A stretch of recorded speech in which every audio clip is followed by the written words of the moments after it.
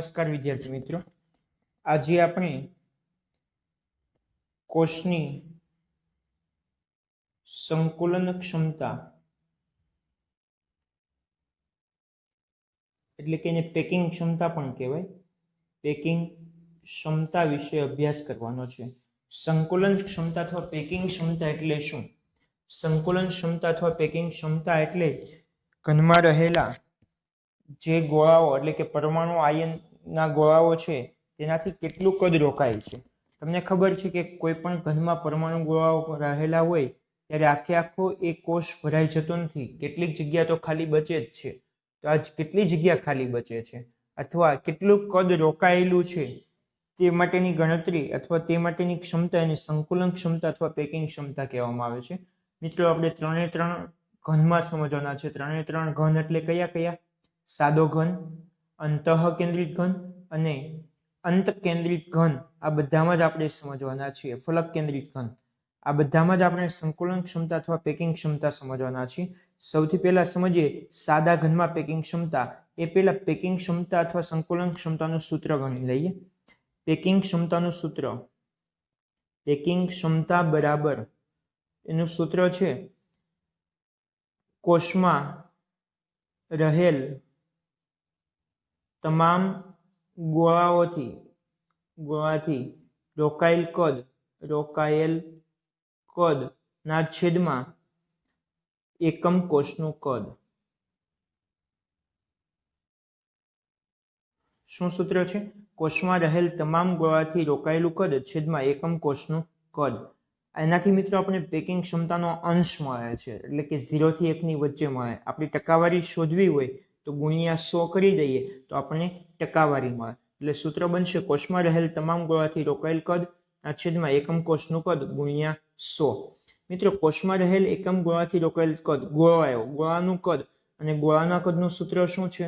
ગોળાનું કદ અથવા ગોળાના કદનું સૂત્ર શું છે? તો 10મા ધોરણમાં ભણ્યા છીએ। ગોળાનું કદ બરાબર 4/3 πr³। એકમ કોષનું કદ શું છે? તો એકમ કોષની ધારની લંબાઈ આપણે એ લઈએ। એકમ કોષની ધારની લંબાઈ કેટલી લઈશું? એ। તો એકમ કોષનું કદ કેટલું થાય? એકમ કોષનું કદ બરાબર a³ થશે। મિત્રો, આ બેનો ભાગાકાર કરીએ ગુણ્યા 100 કરીશું એટલે આપણને સંકુલન ક્ષમતા અથવા પેકિંગ ક્ષમતા મળશે। સૌથી પહેલા આપણે સમજીએ સાદા ઘનની પેકિંગ ક્ષમતા અથવા સંકુલન ક્ષમતા। એના માટે હું સૌથી પહેલા એક સાદો ઘન દોરું છું અને સાદો ઘન દોરીને તમને સમજાવવાનો પ્રયાસ કરું છું।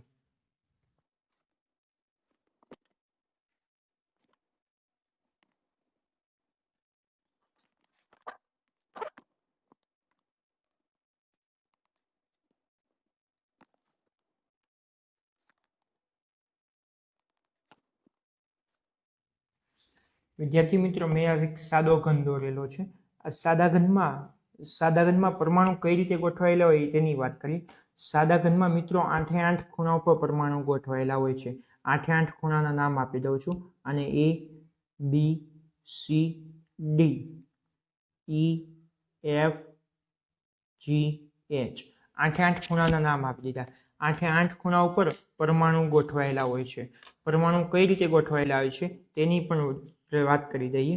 માનો કે આ D નંબરનું કેન્દ્ર છે, તેની ઉપર રહેલો પરમાણુ કંઈક આ રીતે ગોઠવાયેલો હશે।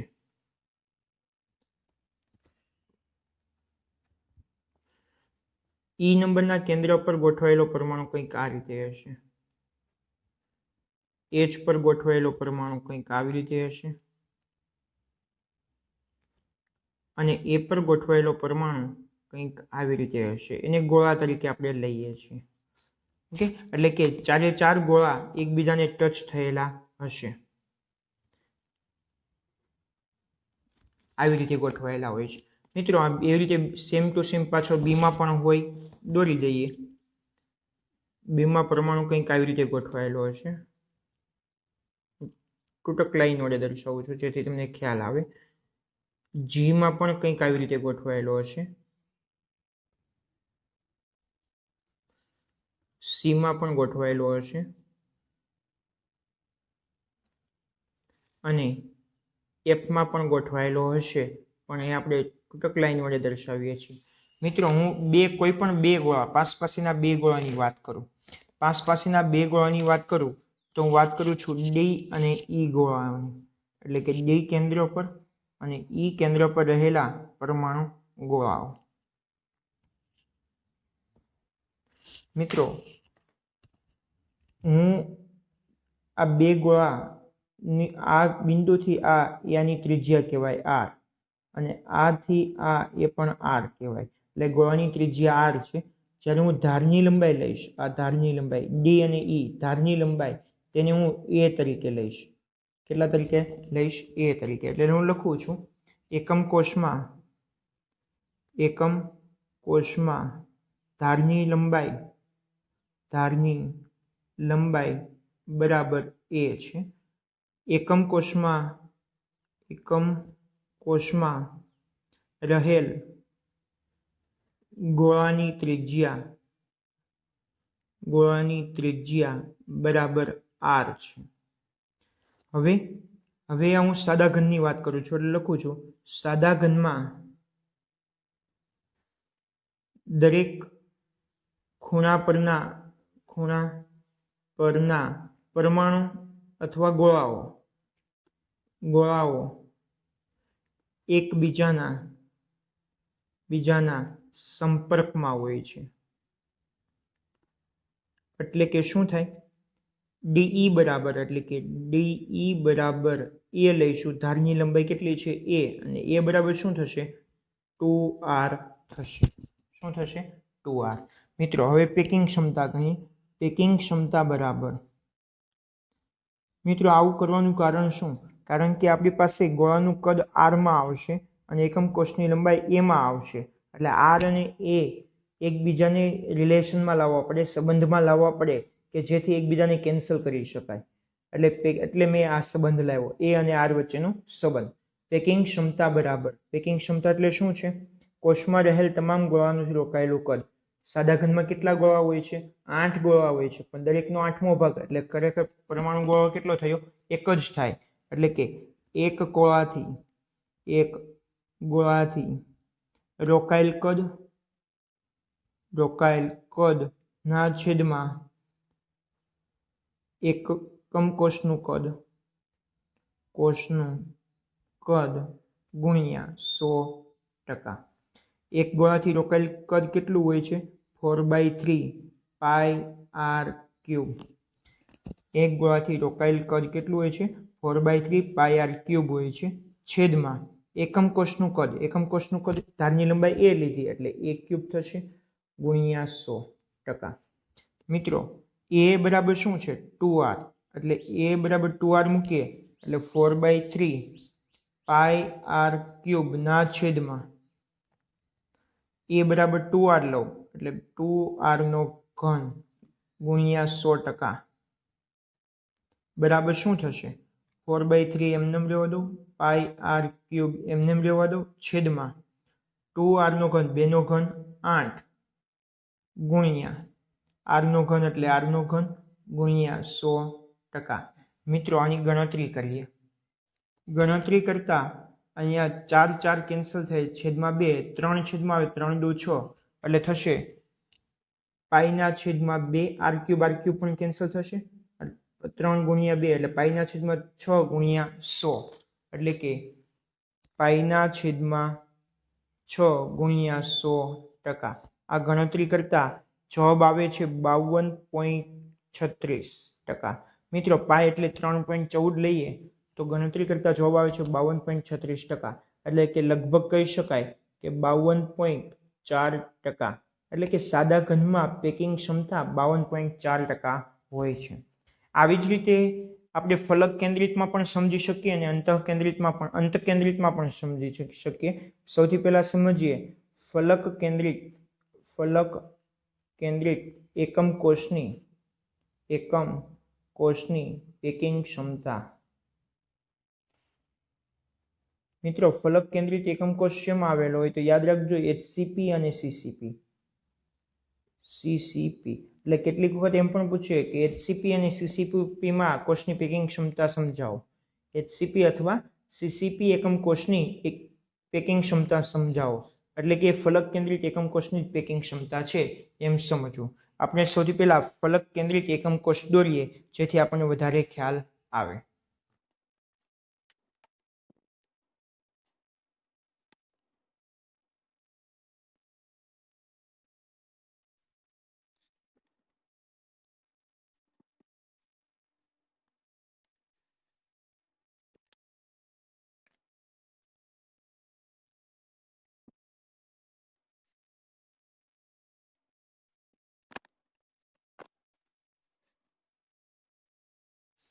વિદ્યાર્થી મિત્ર, મારે આ એકમ કોષમાં ફલક કેન્દ્રિત બતાવવાનો છે.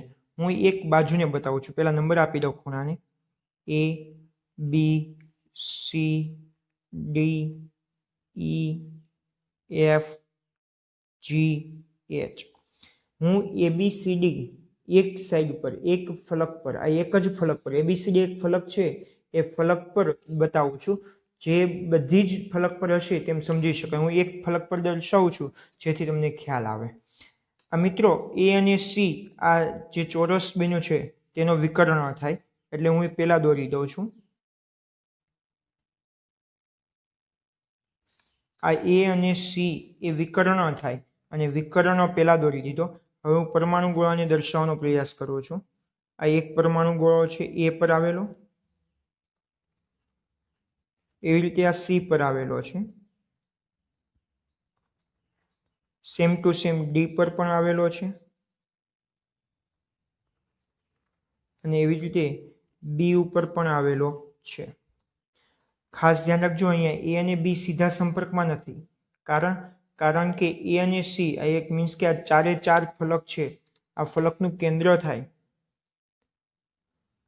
આ ચારે ચાર ભેગા થાય, અહીંયા પણ એક પરમાણુ હશે ફલક પર, અને ફલક પર રહેલો પરમાણુ એ બંનેના સંપર્કમાં હશે તેમ સમજી શકાય.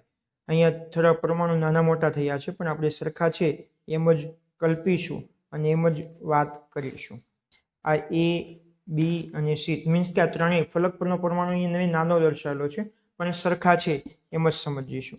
આની ત્રિજ્યા R, આની પણ એટલો જ છે, એટલે આ પણ R, આ પણ R અને આ પણ R, એટલે AC બરાબર કેટલું થશે? 4R થશે. મિત્રો આ ત્રિકોણ ABC ત્રિકોણ લો, આ કાટખૂણો થાય. ત્રિકોણ ABC લો તો આ કાટખૂણો થાય, તો આ કર્ણ થાય. આ કર્ણ AC ને હું B બાજુ કહું છું. કઈ બાજુ કહું છું? B. ધારની લંબાઈ A છે, આ ધારની લંબાઈ એટલે કે AB બરાબર A અને BC બરાબર પણ A છે. જે હું લખું છું એકમ કોષમાં ધારની લંબાઈ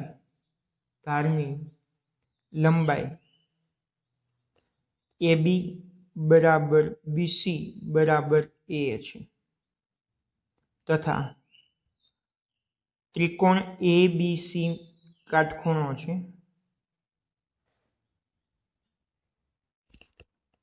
જેમાં AC કર્ણ છે, AC બરાબર B છે. AC બરાબર કેટલું છે? B. અહીં AC પર 3 પરમાણુ આવેલા છે, પરમાણુ અથવા ગોળાઓ આવેલા છે. જો AC પર 3 આવેલા છે, પણ મીન્સ અડધો આ બાર છે, નીચેથી આ અડધો બાર છે, વચ્ચેનો એક આખો આવેલો છે, એટલે R, કેમ કે આ 2R થશે વ્યાસ, એટલે R એટલે 4R, એટલે કે B બરાબર 4R થશે. B બરાબર શું થશે? 4R થશે. એટલે મિત્રો હવે આપણે B બરાબર 4R થયું. હવે આપણે ત્રિકોણની વાત કરીએ. ત્રિકોણ ABC માં શું થશે? AC² બરાબર AB² વત્તા BC². કારણ કે પાયથાગોરસ સિદ્ધાંત આપણે જાણીએ છીએ, પાયથાગોરસ સિદ્ધાંત મુજબ થાય. AC² ને આપણે શું કીધું છે? B, એટલે કે B² બરાબર AB કેટલો છે? AB કેટલો છે? A, એટલે A² વત્તા BC પણ કેટલો છે? એ પણ એ છે, અહીંયા લખેલું જ છે એ સ્ક્વેર વત્તા એ સ્ક્વેર, માટે બી સ્ક્વેર બરાબર એ સ્ક્વેર કેટલું થાય 2a સ્ક્વેર થશે. હું બંને બાજુથી વર્ગ કાઢી નાખું એટલે કે b બરાબર √2a શું થશે, b બરાબર શું થશે √2a થશે. ખ્યાલ આવ્યો? અહીંયા હું એક કામ કરું, b બરાબર √2a છે, હું એને સૂત્રનો કરતા બનાવું તો a બરાબર શું થશે b/√2 થશે, કેમ કે √2 ભાગાકારમાં જાય. પણ b બરાબર શું છે, b બરાબર તો 4r છે, માટે a બરાબર 4r/√2. 4r એટલે √2 ગુણ્યા √2 ગુણ્યા √2 ગુણ્યા √2, 4 વખત √2 નો ગુણાકાર કરીશ એટલે 4 થશે, કેમ કે 2 વખત √2 નો ગુણાકાર 2 થાય અને 2 ગુણ્યા 2 એટલે 4 થાય. એટલે આ 4r ની જગ્યાએ હું આવું લખું છું √2 r ના છેદમાં √2. એક √2 કેન્સલ, કેમ કે 4 વખત √2 એટલે 4 થશે. એટલે શું થશે √2 ગુણ્યા √2 એટલે 2 અને એક √2 એમનેમ. એટલે ફાઇનલી a બરાબર શું મળ્યું, a બરાબર એક વખત √2 અને એક વખત 2 એટલે 2√2r. મિત્રો a અને r વચ્ચેનો સંબંધ મળી ગયો. a અને r વચ્ચેનો સંબંધ મળી જાય એટલે સીધું પેકિંગ ક્ષમતાનું આપણે સૂત્ર મૂકીએ. પેકિંગ ક્ષમતા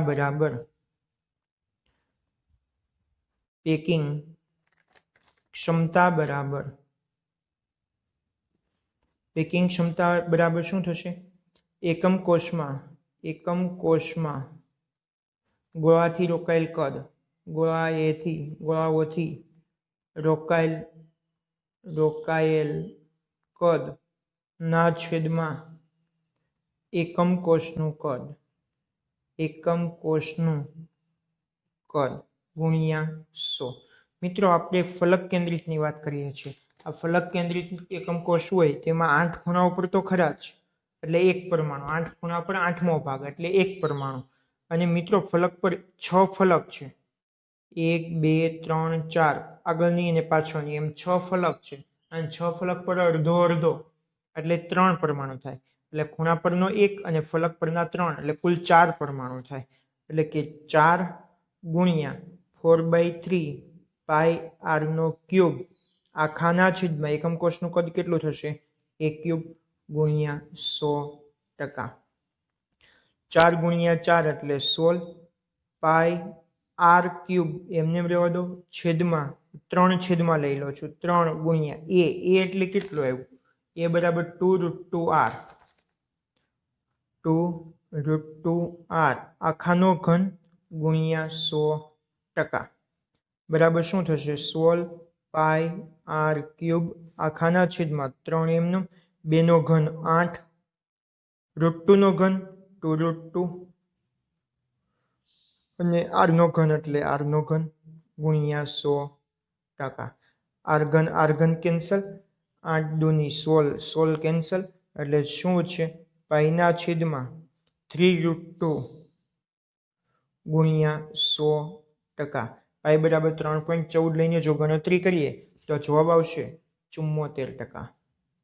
શું જવાબ આવશે 74%. એટલે કે ફલક કેન્દ્રિત એકમ કોષમાં 74% પરમાણુ ભાગ, એકમ કોષનો ભાગ એ પરમાણુ ગોળાઓથી ભરાયેલો હોય છે.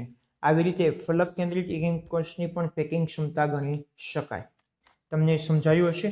ખાસ ધ્યાન રાખજો, સાદા ઘનમાં a અને r વચ્ચેનો સંબંધ સૌથી પહેલા મેળવવા, એકદમ સિમ્પલ મળી ગયો હતો. ત્યારબાદ ફલક કેન્દ્રિતમાં પણ મેળવવા, પણ એમાં મારે એક ત્રિકોણની વાત કરવી પડે, અને ત્રિકોણની વાત કરીને આપણે a અને r વચ્ચેનો સંબંધ લાવ્યા. કઈ રીતે લાવ્યા? ત્રિકોણ એબીસીમાં ac² બરાબર ab² વત્તા bc², કારણ કે શું છે પાયથાગોરસ સિદ્ધાંત. પરંતુ b² બરાબર શું છે આ b², a² વત્તા a², માટે b² બરાબર 2a². બંને બાજુથી વર્ગ કાઢી નાખીએ તો b બરાબર √2a, એને સૂત્રનો કરતા બનાવીએ તો a બરાબર b/√2, પણ b બરાબર આપણને ખબર છે 4r છે, તો a બરાબર 4r/√2, એટલે શું જવાબ આવશે a બરાબર 2√2r. એ કિંમત અહીંયા મૂકેલી છે એકમ કોષના કદમાં, અને ગણતરી કરતા જવાબ કેટલો આવે છે 74%.